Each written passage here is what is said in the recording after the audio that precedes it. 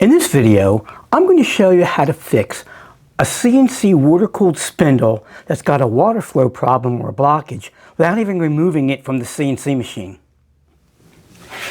Now the machine I'm working with is a Next Wave Shark CNC machine with a 2 horsepower spindle. But this procedure will apply to any CNC machine with either a 2 horsepower or 3 horsepower spindle. Now the first thing you want to do is to cover your spoil board with a plastic trash bag to protect it from any water that drips down. The next thing you want to do is to remove the CNC spindle power and control cable.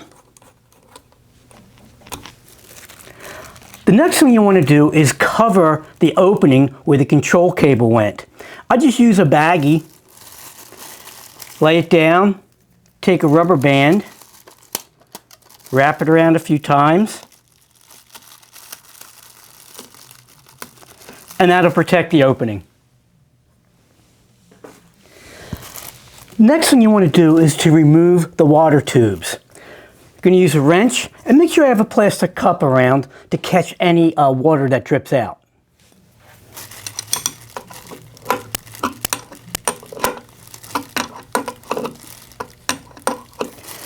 Once you have both of the connectors loosened, try to slide them up a little bit.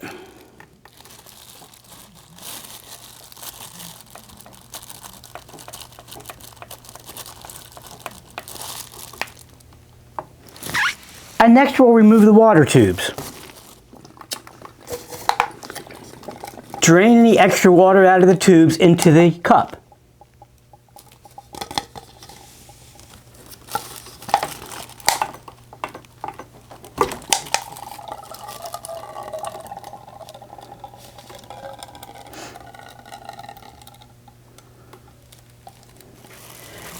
Now you can simply remove the top of the spindle.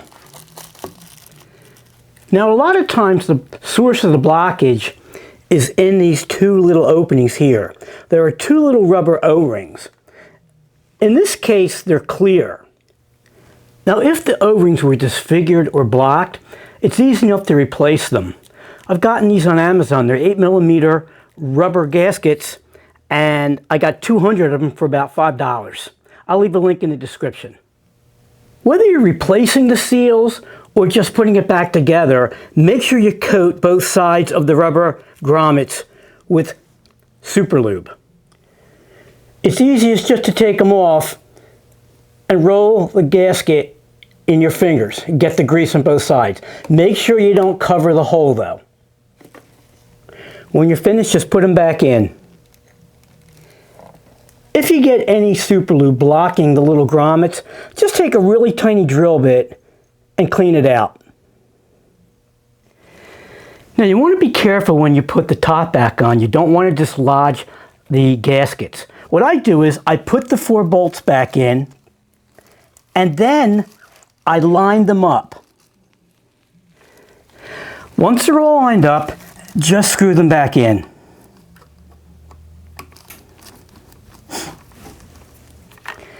Now once you've got them all screwed down, be sure to go back and make them all snug. You don't want to have any water leaks. Now I removed much of the plastic bag just so it's easier for you to see what I'm doing. One thing you could have done while the spindle was open was if you suspect that there's a really severe blockage, you could have taken a guitar string and just put it down the hole and kind of pulled out any kind of debris. And you can still do that once you reassemble it. You just go right through the top here. I don't think that's my problem, so I'm not going to bother.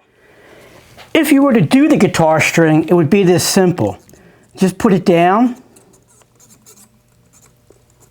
and clean out any debris.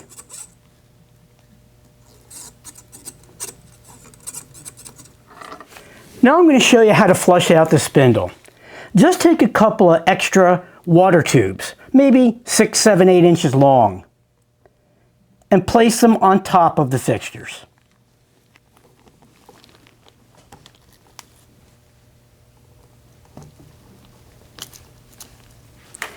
Next you want to flush the fluid out of the spindle. Simplest way is to get a glue container. I got this from Rockler. and use your paper or plastic cup again. Put the container in one of the tubes, hold the cup there, and simply squirt.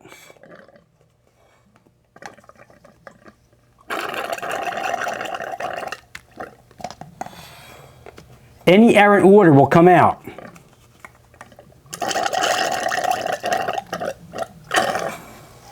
In this case, I really didn't have that much. When I released the pressure, it drained through the tube when I took it out. Now, as far as a chemical for flushing the spindle, there's a lot of things you can use. Some people use Coca-Cola. Some people use vinegar. I like to use CLR.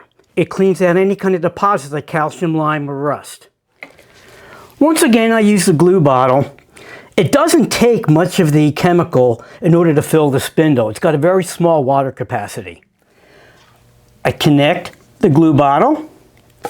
I put the paper cup or plastic cup here to receive any overflow, and I simply squirt it in.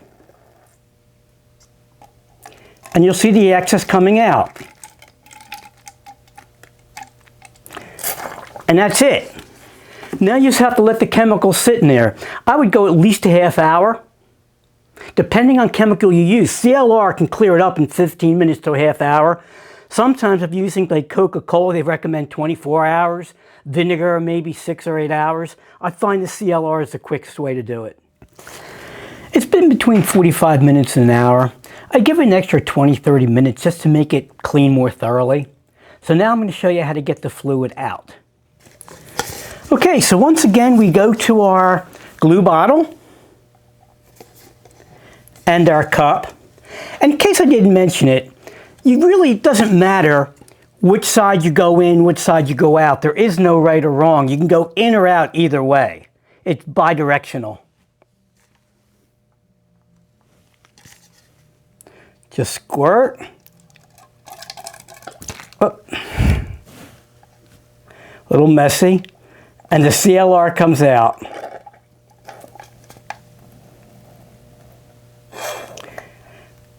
I usually hold it in there, that way it doesn't squirt on me, but I wanted to show you that the fluid was coming out. I changed my shirt really quickly. Not a good idea to let the CLR sitting against your skin.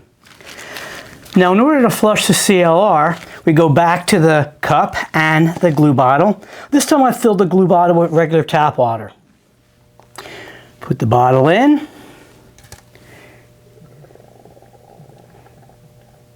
And we squirt the water in. And we flush out the CLR. You can see why I've covered up where the connector goes, because there will be water dripping. It's inevitable. Now once again, I'll use an empty bottle. This way I can push air in there and flush out the remainder of the water.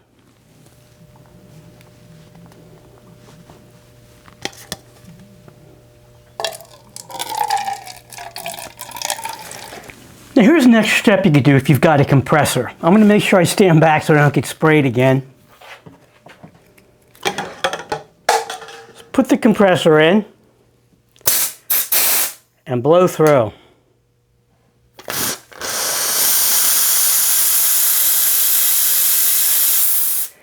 And you can also go the other way. Go in the other tube. Now there is an extra step I do every other time I clean out my spindle. You take WD-40 and you can squirt it in and fill the spindle, let it sit a few minutes, and just make sure you flush it out. Now I'm not going to do it this time because I did it on my last cleaning. You can use a small can of WD-40, or you can just get a large can of WD-40, put it in the glue bottle, and put it through just like you did with the CLR and the water. Just be sure to flush it out with water and then clean it out with air, either from the compressor or the water bottle. Okay, now we remove the temporary short tubes. And before we connect the original tubes, here's a little trick I've learned. Take some super lube and just apply it to the tube below the nut. And what that'll do is It'll enable you to tighten the nuts without twisting the tubes.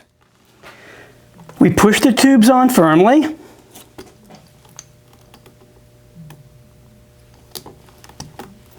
We slide the nuts down.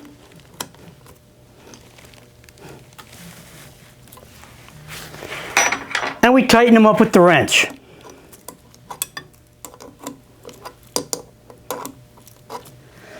The tubes are tightened. We can remove the protective garbage bag. And we can now connect the cable. Remove the plastic bag and the rubber band. Wipe off any water that might have gotten under the plastic bag.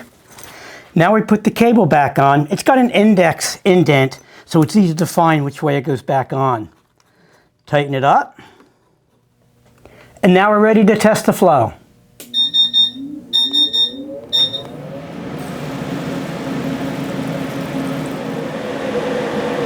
And as you can see, it now has a really strong flow. I hope you found this video helpful. Thanks for watching.